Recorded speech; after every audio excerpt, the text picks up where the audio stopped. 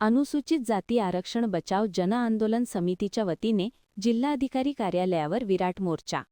अनुसूचित जाती एससी आरक्षण बचाव जन आंदोलन समितीच्या वतीने खोट्या जात प्रमाणपत्रांच्या आधारे निवडणुका लढवून संवैधानिक आरक्षण व्यवस्थेचा गैरवापर करणाऱ्या विरोधात आज सोमवारी दुपारी भव्य संघर्ष महामोर्चा जिल्हाधिकारी कार्यालयावर धडकला.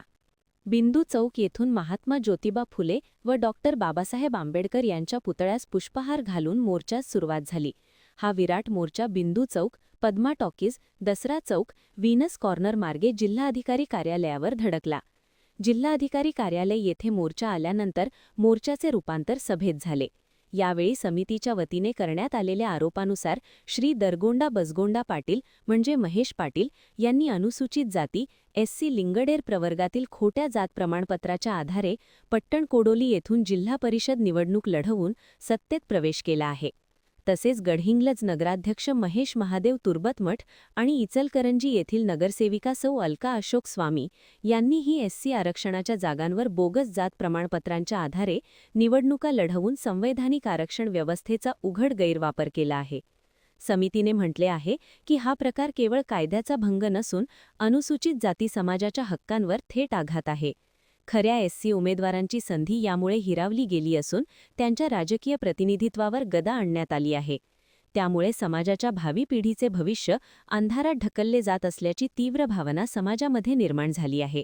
या पार्श्वभूमीवर संबंधितांची जात प्रमाणपत्रे तात्काळ रद्द करावीत, त्यांची पदे बरखास्त करावीत आणि दोषींवर कठोर फौजदारी कारवाई करावी अशी समितीची ठाम मागणी आहे.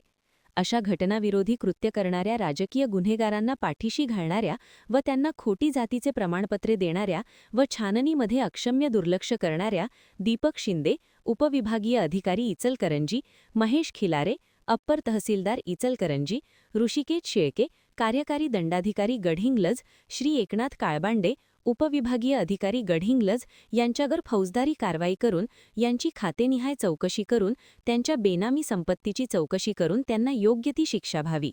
इथून पुढे अशा घटनाविरोधी कृत्यांना आळा घालण्यासाठी शासनाने जात पडताळणी प्रमाणपत्र प्रक्रिया अधिक कडक व पारदर्शी करावी अशी मागणी करण्यात आली. या मागण्यांचे निवेदन जिल्हाधिकारी अमोल येडगे यांना समितीच्या वतीने शिष्टमंडळाने दिले. या सर्वांवर येत्या 15 दिवसात कारवाई नाही केली तर हे आंदोलन आणखीन तीव्र करण्याचा इशारा यावेळी देण्यात आला.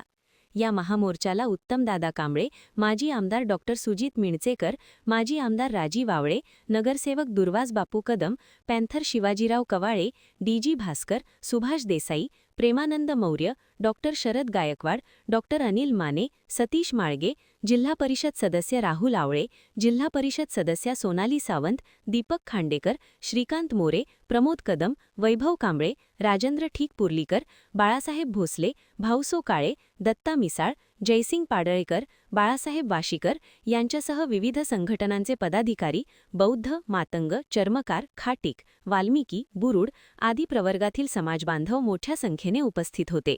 महान कार्य न्यूजसाठी विद्याधर कांबळे, पुलाची शिरोली.